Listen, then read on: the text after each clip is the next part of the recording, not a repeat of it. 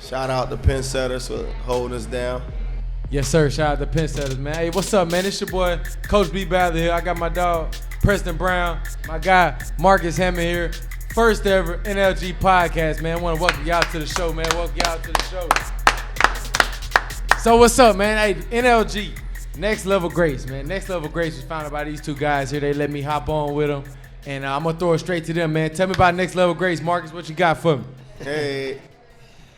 Why be good when you can be great, man? Why be good when you could be great? I feel like we've told this story at least 1,000 times. I was training quarterbacks. Preston was training receivers. I had next level quarterbacks. He had great youth sports. Came together and said, "Hey, next level greats." Next Level Greats. What you got, P. Dig? Tell me how it really went down. Marcus gave me the dry version. Well, you know, man, this was back when everybody was on MySpace and Facebook. You know what I'm saying? It was the winter time of 2012. Yep. Winter of 2012. It was snow outside. I think I posted a video working out in the snow with my brother. And, you know, my dog Marcus hit me up. Like, yo, man, I see you working with receivers, man. I got some quarterbacks. I'm like, man, who is this guy, Marcus Hammond? Dude had glasses. You know, I saw the engineering on his profile. Like, yeah, I went to Sterling. I don't know if you remember me. We graduated the same year. So I'm like, all right, well, bet you got some QBs, man. My arm getting a little tired throwing a rock in the cold. So he invited me to this little workout in Marlton Field. Marlton. Shout out to Marlton. Well, Ayana was like 4, Sheesh. 5. It's been that long? Think so? Now, she might have been like 7. That's 8 years ago, bro. Yeah, she'll be 15 this year. She was 7. Yeah. And PJ was not even 2. Yeah. And it was like just born. Yeah, it was crazy. Wow. It was cold. He was like, yeah, only like 5 kids show up to these workouts. I get there, it's 60 kids. I'm like, yo. And so one of the parents of a kid who was actually in the band, he went to Holy Cross, and he was from Willingboro and went to Holy Cross. What's his name? I can't remember his name. Okay. But his dad was like, man, you guys should have charged like for the workout or something, at least like $5. And then the next day, Marcus was like, man, yeah, we should do a 7-on-7 team. So after that workout, Alec Vignola hit me up. Vic Nolan. Yeah, he grown man now. He was like, yo, coach, why don't we do 7-on-7? And I'm like, 7-on-7? That's a period in practice. What you mean 7-on-7? He said, nah, man, you know, it's all-star teams and, you know, it's big now. So we looked it up. It was one tournament coming up, PA Swag.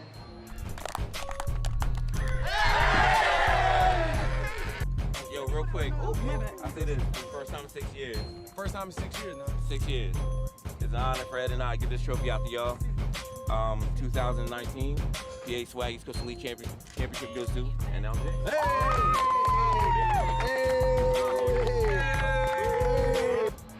Oh, we the reigning champs. Yeah. That at that time though, so we sent out a letter. All I did was I went That was through. the first time we won.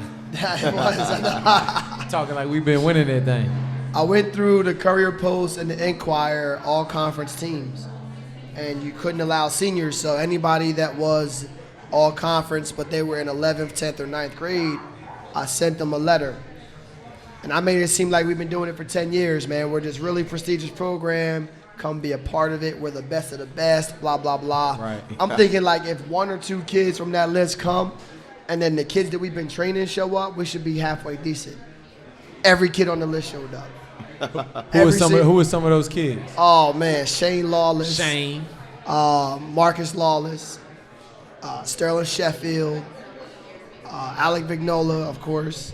Deshaun Burgess from Paulsboro. Sean Chandler. Sean Chandler was the man. Sean Shout Chandler out to was Champ playing for the Giants right now. Different kid. New York Giants, first NLG, NFL. We had Irvin Charles came out. Benny Walls was with us that year. Yeah. When he was still at Catholic. Tyreek Robinson was with us from Morristown. Remember Kareem Ali came out. Kareem came. But his coach didn't let him do 7-on-7 back then. Yeah. His coach wouldn't let him do it? Shout out to my dog, Coach Shout out to Coach Henson. You know what I mean? Shout out to Coach Henson. Coach The big Henson. homie, the OG. He didn't want us to do it? Nah, but you know what though? Behind the scenes, Coach Henson pulled me aside and said, "Listen, you're gonna get so much hate, but I commend you for doing this." He said, "Just push through." I mean, his logic was legit. You know, a bunch of guys working together in the off season that wasn't on the same team. It didn't really serve like a full team purpose. Right. And at that point, like he was the godfather. The you know? OG. Yeah, they was rolling. He was the OG. And so, you know, he kind of, you know, massaged his way through and let his guys kind of do their thing a little bit later. You know, we had some Timber Creek greats that played for us. Ezra Archie, Javen Little, a couple other guys. Okay, Javen. My guy, Javen. Dante Witcher. Where Dante? Dante. Okay, I remember Dante. What else? It's funny because that first PA swag, Marcus actually had a. That was the second year. Nah, the that was first the second year, tournament. Yeah, Nah, that was the second tournament of the first year. Yeah. That was me and Laura got engaged. We had a cruise. Yeah, they had a Disney cruise. Yeah, we'll never have an event during football season again though. Shout out to that. Laura. But yeah, we lost every game that first year, 7-on-7. Every tournament, every game, we lost every Y'all didn't single win a game? No, we won one game. When We Champ won came. at PA Swag, yeah. At PA Swag, when he came on elimination day, we won. Like he shut the whole one side of the field down. Champ was like that? He was like that. Got us. So the first NLG win happened, PA Swag. Yes. Champ. Sean Chandler was the MVP. Okay, Like, Champ. Shout out to Champ, man. Appreciate you, Champ, getting us started. A lot of wins have came since then. Oh, National yeah. champs.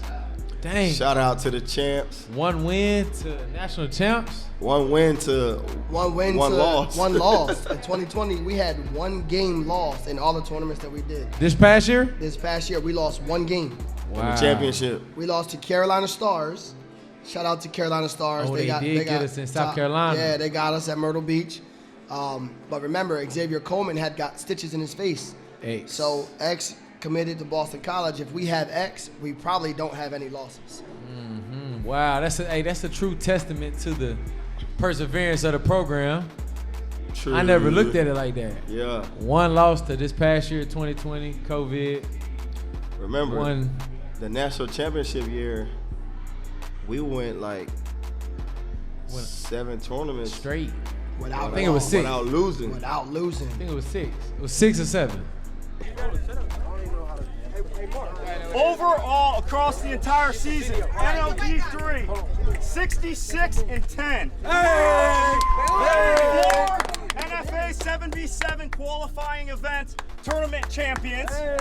This makes the 5th tournament trophy you guys received this year at NFA 7v7 events, and you guys are the 2019 National Champions! First time ever!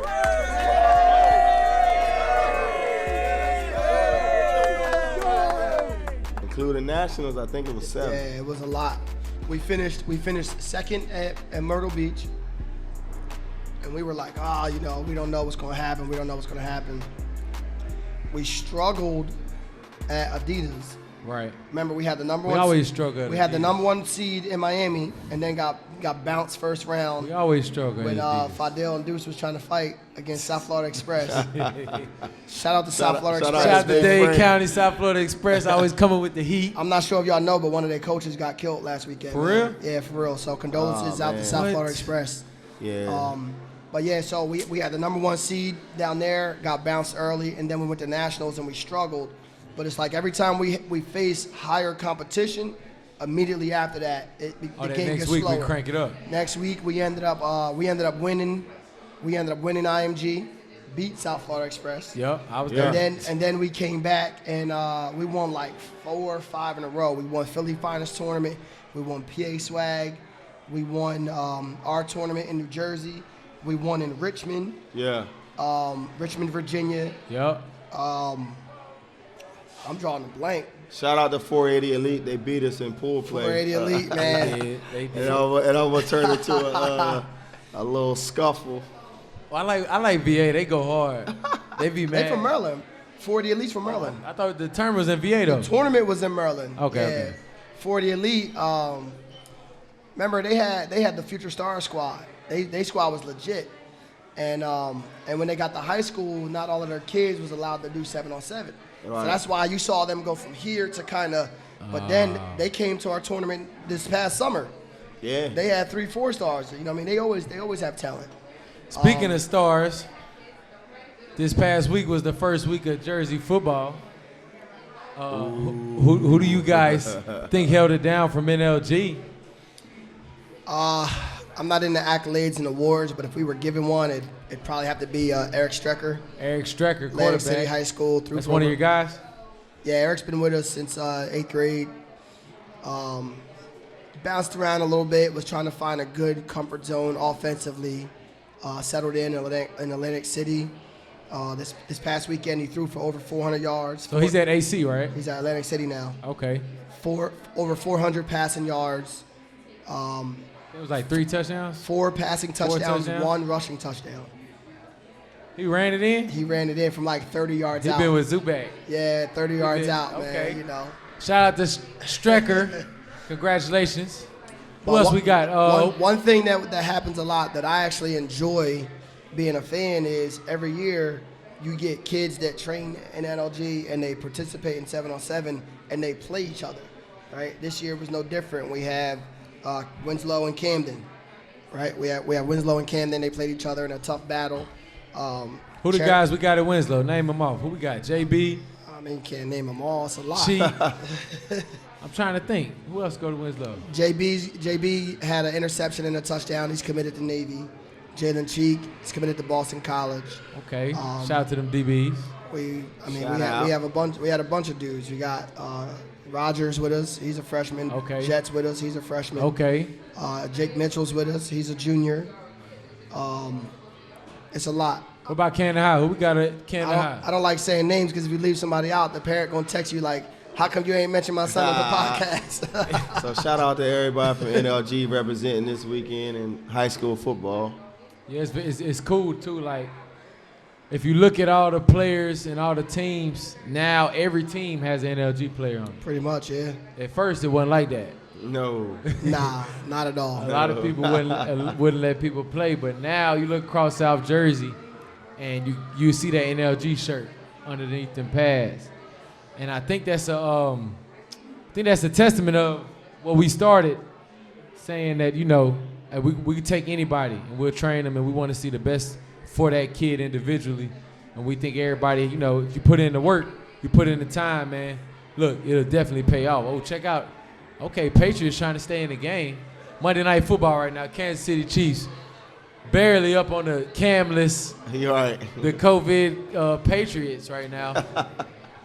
Yeah, man. Shout out to everybody being safe. During COVID right now, tough times. Just giving us all the opportunity to be out there and perform and do what we love to do as coaches and student athletes. So it's definitely a wonderful feeling to see it all out. We want to absolutely send our condolences to everybody that lost somebody for COVID. I definitely want to shout out my man Darnell Hightower, who had to stand up for some social justice this past weekend. I saw his post. That was amazing. We can't ever forget those things in this country. So, we definitely want to salute all those folks, fighting for the right reasons.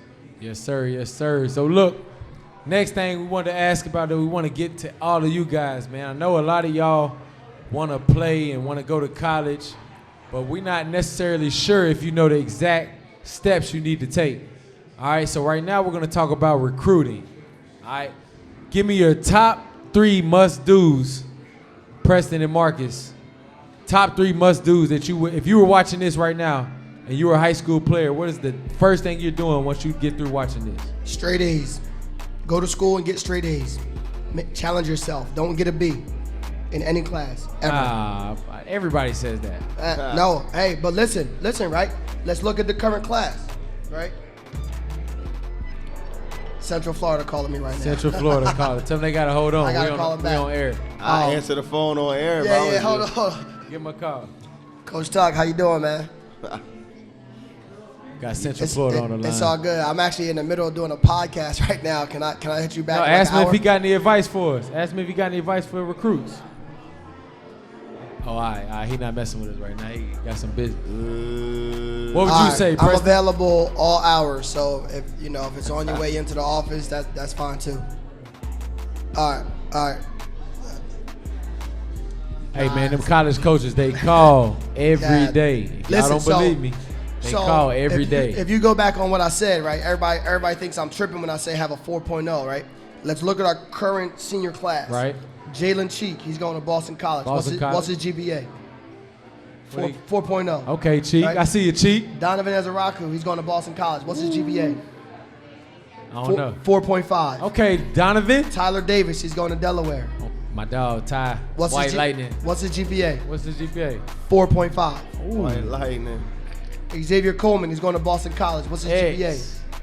X got a 4.0? 3.8. Okay, X. Okay, 3.8. Right? That ain't bad at all. we can keep going down the list. When the people that when you have that, it just checks off so many things on your profile because you're not gonna get a lot of immature.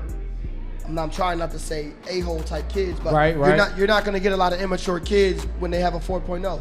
What is that telling them? That's telling them that you're handling your responsibility. You're doing your homework. You're showing up for class. You're turning things in when you need to be. The second part of that is you're intelligent. You can handle a 200-page playbook. Right. You can handle game plans when you got to study if-then statements of if they do this coverage. You know what I mean? And then to do that and be an elite football player, you're gonna have a very smooth transition when you go to college. Mohim, what was Mohim's GPA? Mohim was 4.0. He went to college. He said he didn't even know his GPA. His dad pulled it up. Guess what he had? 4.0. 4.0. Like, All I know is straight A's, bro. so when I tell kids that, and they think that I'm kind of reaching a little bit, but I'll give you two scenarios. All right, I'll give you two scenarios. We met a kid. He was in 10th grade. He had a 2.0 GPA. It was like 1.95. First day I met him, and I ain't gonna say no names, but the kid in the red shorts, right? red shorts. Coach said, I know. "Oh yeah, he's not gonna make it. He doesn't have what it takes academic." I'm sitting there thinking like, the kid's a sophomore. How can you say that? So once we saw he had talent and he was willing to work, I pulled him aside and I said, "Hey, if you never get a B again in school, you'll change your life. Oh, you talking about my guy? Your guy, he gets paid to play football now. You know what I'm Gets saying? paid to play. So what did he do? Rest of sophomore year, straight A's. Rest of junior year, straight A's. Senior year, it wasn't until after he signed on National Signing Day that he relaxed a little bit and got a B. Oh, we got a B? I got to hit him up by the B. He graduated with over a 3.0. He started with a 1.95. He finished with like a 3.3. If you don't know what we're talking about, Mikey, we're talking about Kelvin Harmon, He plays for the Washington football team. Washington football team. The next case is a kid that had got kicked out of school, was a complete bad egg, Yep.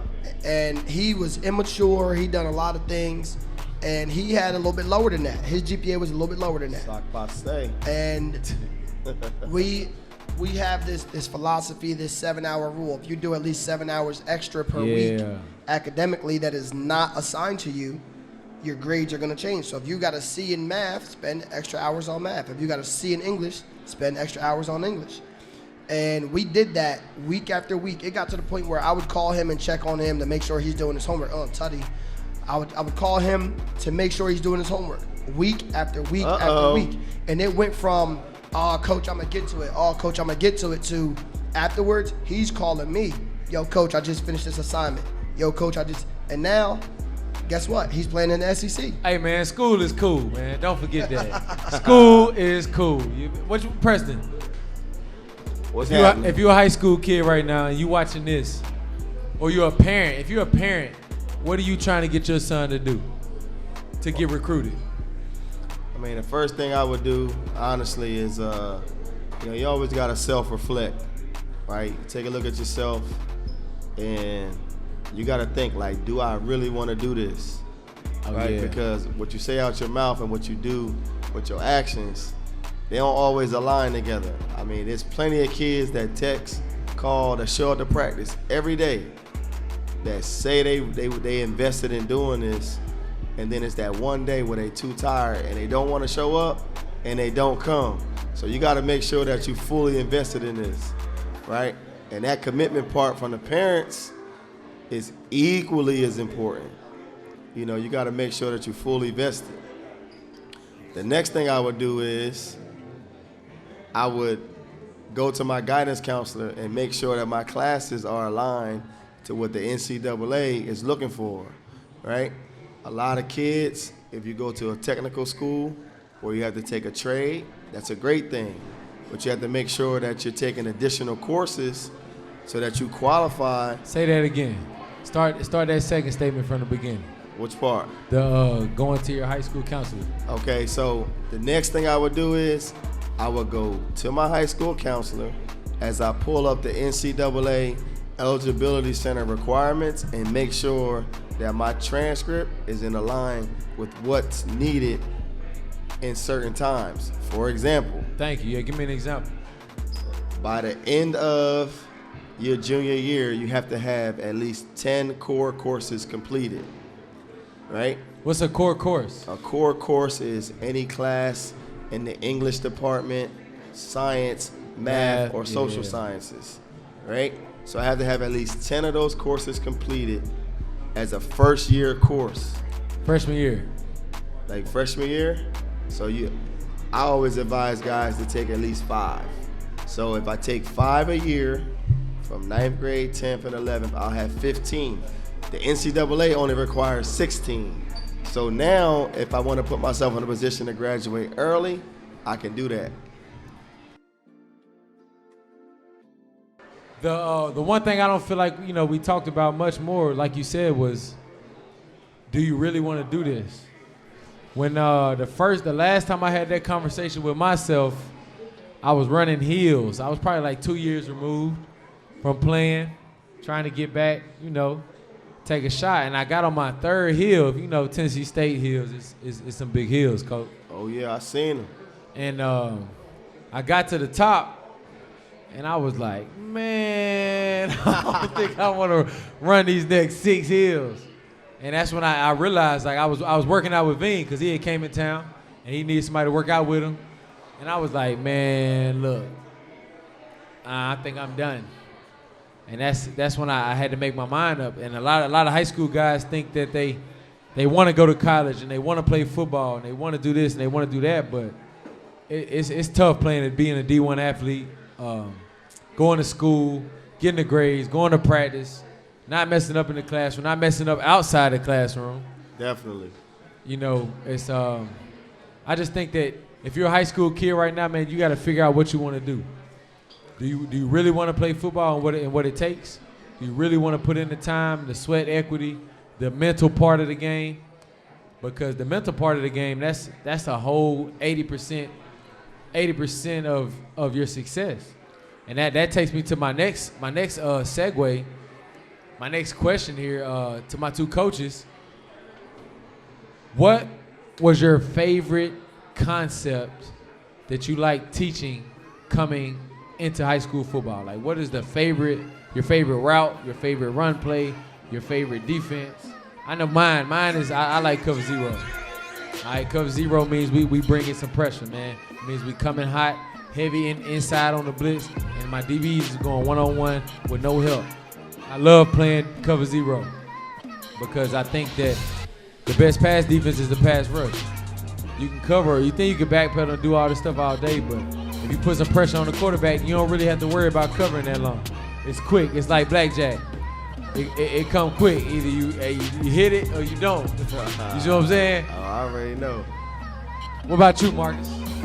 Give me a favorite offensive scheme, man. Break it down for me so we can teach the masses. I don't have one specific scheme. I teach my quarterbacks how to read in triangles. So explain that. All right. So if I'm gonna read,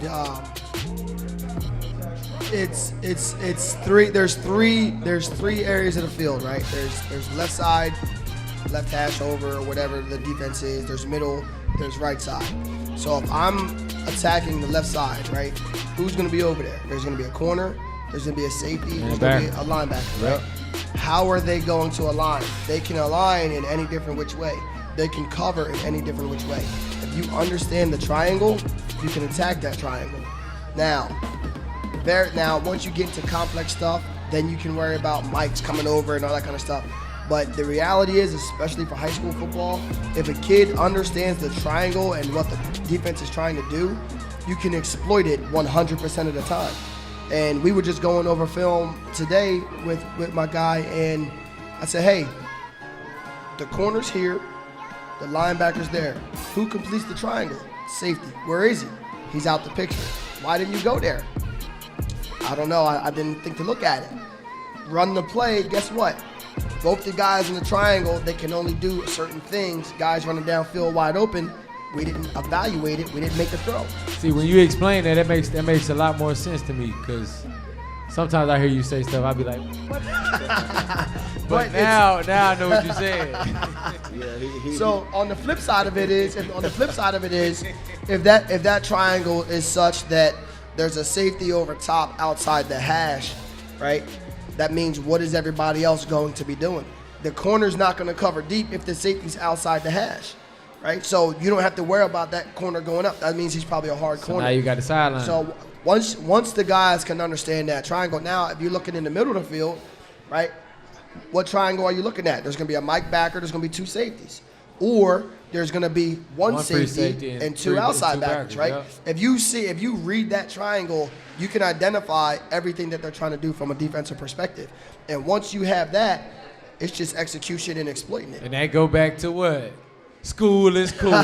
Geometry. School is cool. Leveraging shapes, man. Pythagoras theorem over here. What you got for me, P. Dig?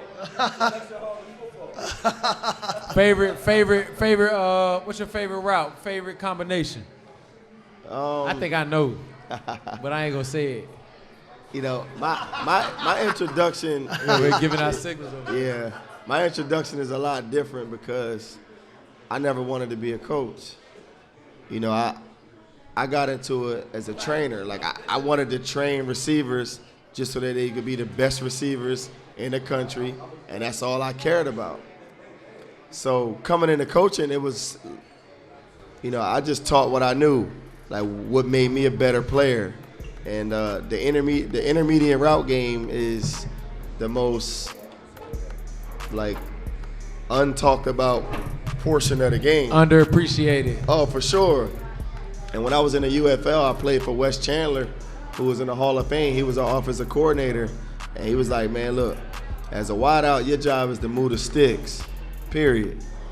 Like, move the chains, keep them moving. And, you know, when I was 24, I didn't really understand that. So I knew I didn't understand it when I was in college. I just always paid attention. Right. And so just, you know, there's many concepts, but exploiting the dig and the curl with the corner route, the flat route, the replace route is one of those undervalued routes. What do you mean replace? Give me an example. Well, you can run a replace route where you take the slot guy and replace the footsteps of the outside flanker receiver. I could take a guy and set him in motion and replace the route of what would have been the third receiver in trips by bubbling him out or just stopping him at the line of scrimmage. And so now the same thing on what used to be jet sweep now it becomes a shovel pass forward.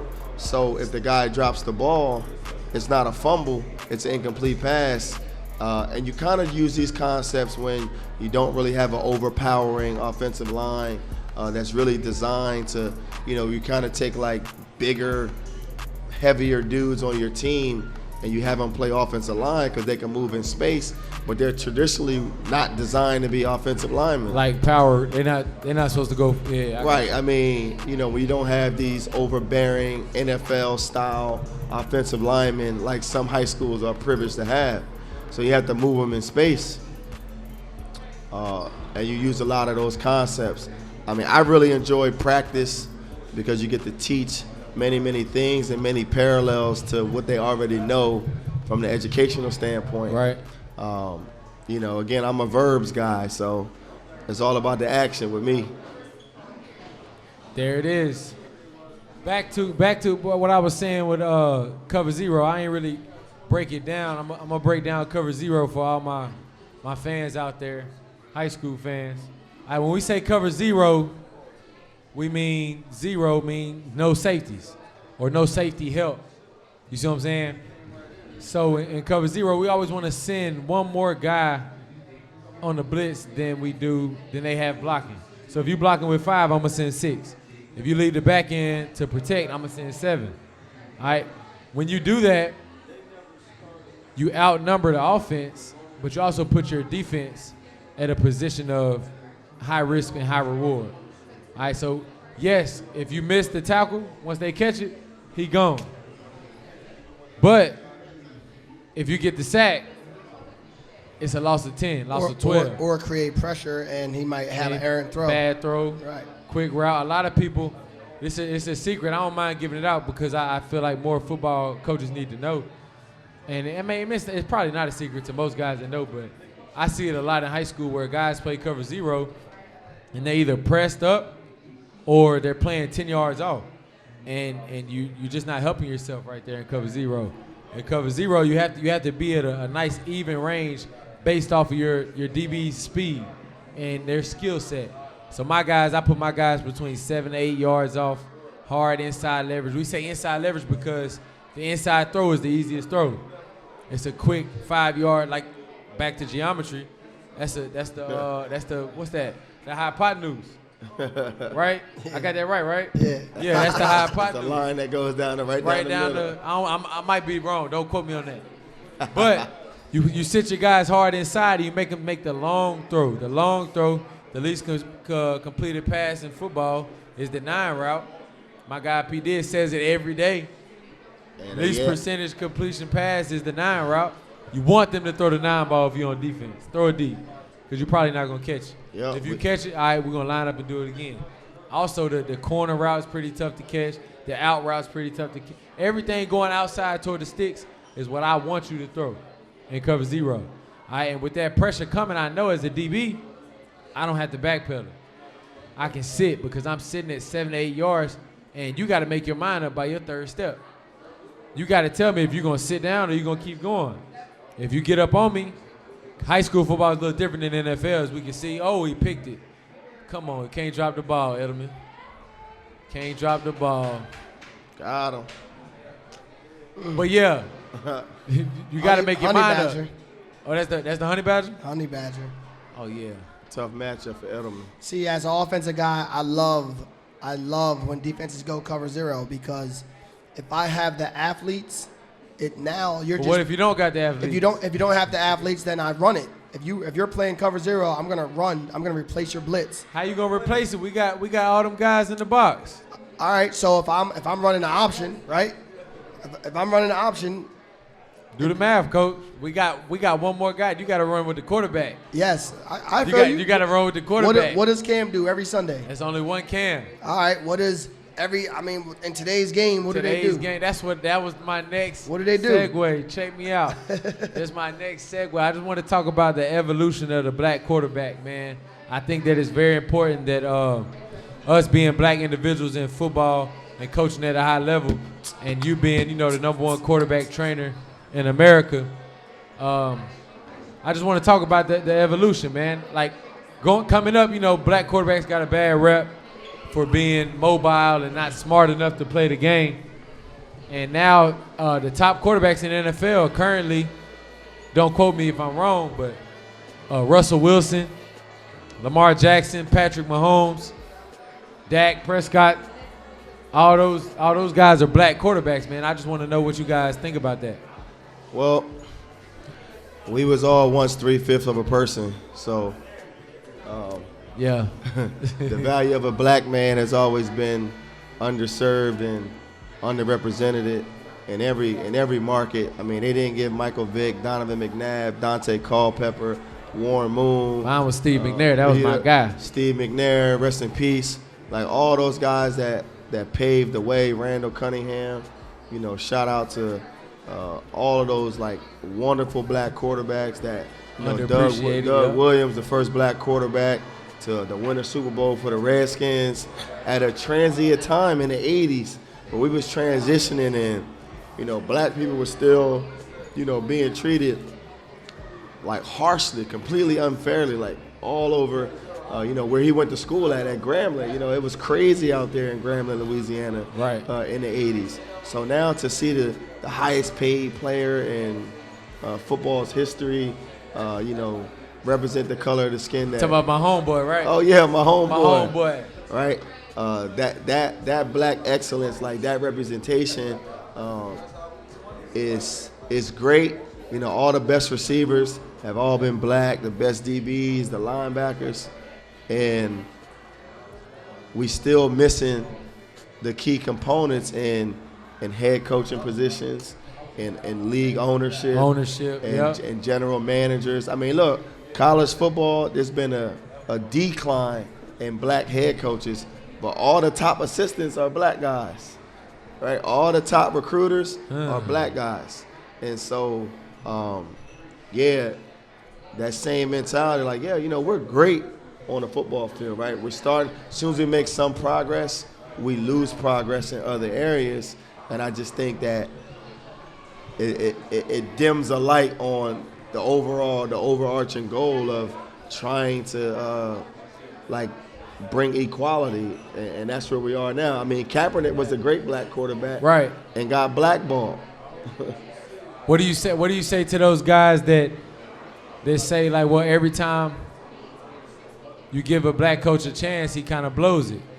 Well, I mean, we're given a chance with the worst teams in the league, right? With the worst cap space, with not the same. They want you to do more with nothing. Giving me a chance and supporting me through that chance, those things look very differently, right?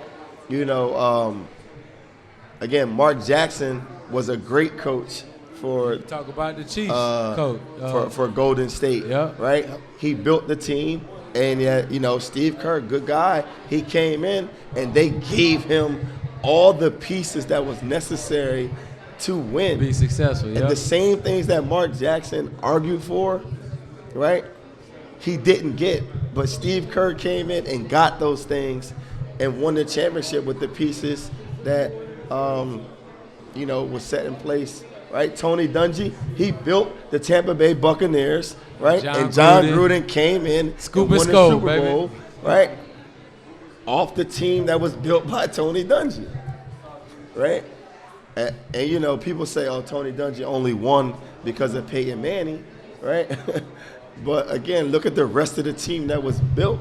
He started this same process with another franchise, right? This guy was a black quarterback at the University of Minnesota and played safety in the NFL. Because they ain't want him to play quarterback. Because they didn't want him to play quarterback, right? You got to think though, like look at the evolution of today's game, and with the last statement that you made, it completely sidetracked me. But look at the evolution of today's game. You got guys like Hines Ward, Antoine Randall L, Ooh. Michael Robinson, All them guys, Mike Robb, shout out to Cam my Chancellor, guy Mike Robb, all man. all these guys that were athletic quarterbacks, and the very first thing that they said was he can't play quarterback in the league. He has to, you know what I mean? I talked to Mike Robb about that too. So one of the things that somebody that's kind of mentoring me and showing me guidance, I don't want to say his name because his son is in the NFL, but I feel like we're at the point where we're going to continue to see successful black quarterbacks, but those guys that are becoming quarterbacks, we have to change their mindset. Like when Ant's 12, 13, 14 years old, we're going to talk to him about ownership, being a GM, and what controls the organization. And even those guys, and if you look at Pat Mahomes, what's the first thing he did? He bought the Royals, He didn't he? bought a part of the Royals, right? Yes, so sir. Those are the conversations that we have to have, because once it's integrated at the ownership level and it's integrated at the management level, people won't be as shocked that, oh man, this is happening, because it's right now they're saying that because it's all white billionaires and they have the slave mentality. Like, stop taking a knee, shut up and work for me. Like, that's where it's coming from. So all these guys that are becoming ultra successful, the next phase that those guys are working on, and he actually wants me to be involved, I'm kind of shocked, is how do we prepare them for ownership? Like, they just got into the league and they're creating a symposium for preparing black quarterbacks to be NFL CEOs. And I think when we start talking about that early on when they're teenagers, I think then it can start to change the cycle because they're preparing for that. And I don't know everybody personally, obviously, but how many people they prepare them for football, right? You got to be the highest paid quarterback. How many colleges and these development programs for the elite are preparing them to be NFL GMs? They're not. There was one agency that I was dealing with when one of our guys was going through the NFL process, and it was a black owner, and I really appreciate it because in order to sign with them, you had to have a goal of becoming a business owner. And what they do was they would partner you with a Fortune 500 CEO for 2 years. Wow. And you had to meet with them. Like once a week, once a month. I don't know what the time frame was, but it was like 10 to 15 times a year. So you're talking about just because I signed and I'm a pro athlete and I'm making millions of dollars, I have to meet with this CEO for years. Like, that is how you start to change the narrative. That was the agency doing that? Yes. What was the agency? You can't say the agency? You can't give them a plug? I don't want to say that. What's the I don't want to say the name, but you know, I mean, it's think about it like this: it's coming from a black owner and a black businessman. And I just, like that just transitions like into NLG, man. Next Level Greats was founded by the people you see on this stage, and it's just being a part of this organization has changed my mindset as far as going to rely on anybody else. Like, I don't think we need, you got to make business relationships, you got to make ties. But at the end of the day, we control our own destiny as far as how good we want the program to be, the time we put in, the accomplishments we've had. Like you can see, like you said, coming from day one where we won one game at a tournament to 2020 to only losing one game. It's like, I mean, we also transitioned in many ways where we had a tournament back then where we were borrowing Sterling High School's practice jerseys to being sponsored by Adidas. And when we get off the bus, everybody knows, like, oh, that's NLG. Oh, they know now. Like, that's NLG. And we always remind the kids, right, being good is not good enough. Gotta be great. We also have to self-reflect on ourselves and say that being good is not good enough, right? Be great. No excuses. No excuses. You know what I mean? Grind hard. What you think, Marcus? I mean, you gotta give me like the lowdown, man. Like, I know it's been nights, we've been frustrated, we wanted to call it quits, but like, just having your own and not giving up on yourself and then just seeing progress, like, explain that mentality. NLG is not a get-rich-quick scheme. Definitely. You got to grind it's through. Definitely a trusted process. You definitely got to grind through. I remember my dog Be Nice over here gave a presentation to the parents at Total Turf about 3 years ago, and he was saying that the money you pay out now is pennies on a dollar to what you receive in scholarship funds, whether it's a partial scholarship or a full scholarship. So, yeah, you may not see the money physically in your bank account. However, you reap the benefits on what you have to pay less for your child's ultimate goal, which is a free education. Exactly. I look at it a couple different ways. So me being an engineer, the engineering problem-solving process is an iterative process. So each year that we go through this, I try to think, how can we become more efficient, right? So before it was, we're losing so much money that I'm probably going to go bankrupt, to, okay, now that we're solving this, how do we make the organization better? How do we, provide more for the kids? How do we develop the character of the kids? How do we make the academics better for the kids? How do we make the experience for the better for the kids? And it's an ongoing process. Each year we improve one thing, And as we are improving, I feel like the result is becoming better. The players are becoming better. They're becoming more prepared for college. Definitely. They're getting recruited at a higher level. Clip, yeah. I mean, the number of colleges, put it like this. The day that our tournament got shut down was one of the lowest times I've had in a minute. Like, I was down. My wife was concerned. She was like, are you going to get depressed? Blah, blah, blah. Me too. I was down too. I posted that I was ready to be done. I posted it too. The next morning, the head coach of one of the top college football programs in the country, I don't want to say any names because of NCAA, he texted me and said, you can't quit, keep going. I'm like, dang. I showed my wife. I was like, yo. She said, people are paying attention, regardless. So the fact that if they're paying attention to what I'm doing and they're paying attention to what Preston's doing and they're paying attention to what you're doing, they know the stamp that is imprinted on the kids that are following the process of what we do. And we always say it's the process. You can't, if I'm a kid looking at NLG saying, I want to join, most kids join because we got nice uniforms. Nice uniforms, Adidas. Shout out to Adidas. Shout out to Adidas. Other kids join because they want to be a part of something, right? But the kids that ultimately want to be successful in football, they join because their long-term goal is to be prepared day one when they get to college. And that process is not a simple process. Not at all. I tell parents all the time, do not come into NLG expecting us to do all the work for you. You're going to waste your money. What needs to happen is your son needs to be lifting weights, like religiously. He needs to be running. We got a weight guy for him. Matt Zubak, shout out to Matt Zubak. We got a guy. He needs to be working on his speed. We got a guy for that. We got a guy for that. Shout out to Troy James. Right? He needs to be working on his position fundamentals, right? All of us, we all specialize in our position.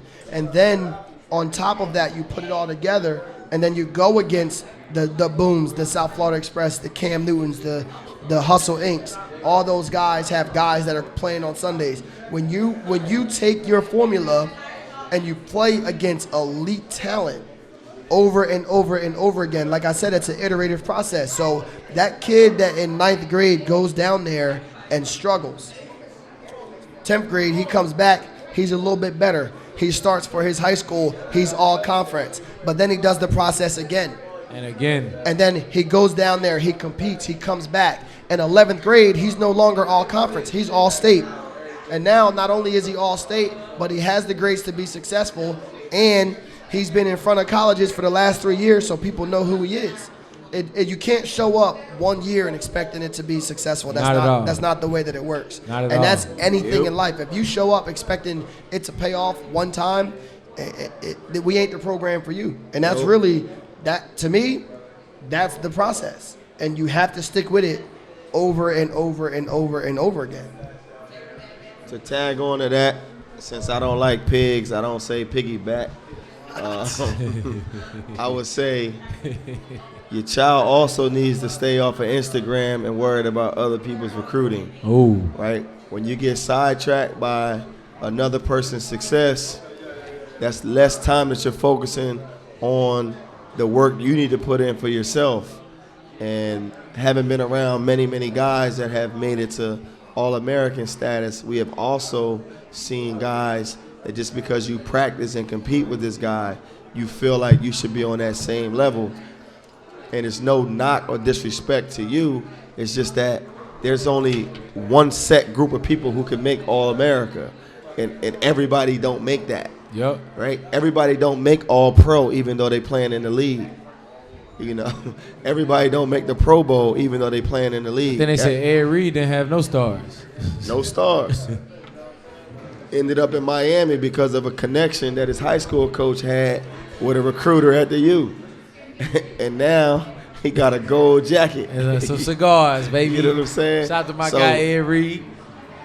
So all those things that Marcus named that you should be doing, like you should also be focusing on you as the individual and not worrying about other people's success or failures. And you got to stop going to YouTube and watching highlights thinking like, oh, that's me, like that could be me. Right? You can have that as a dream, but you're looking at the end result of what Odell You're just looking Beckham at the highlight, or Cam Newton, and, Aaron Rodgers. You're looking at the end result. The work that those guys put in each and every day, 2-3 times a day. You wouldn't even be able to fathom what it takes and what is required to achieve that level of success consistently, right? We all heard about the one-hit wonders. So you can go 4.0 freshman year and fail the rest, and you won't make it. You go All-American freshman year. Oh, yeah. Seen it happen. And end up on the corner. Seen it happen. Yep. All right. Look, we want to thank y'all for tuning in today. First ever NLG Podcast, episode 1, man. I appreciate my guys coming through, holding it down. We're going to be back every Monday, 7:30. Penn Setters. Big shout out to our sponsor, Penn Setters. Hey, we coming out of this thing, man. I appreciate y'all. Stay tuned. Hey, make sure y'all hit up the IG page. If you have any questions about NLG, what the process is, how you can get involved, any questions at all, make sure you hit up the IG page.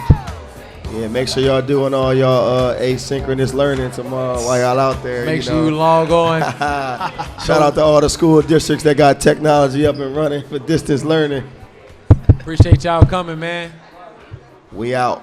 Adios. Just want to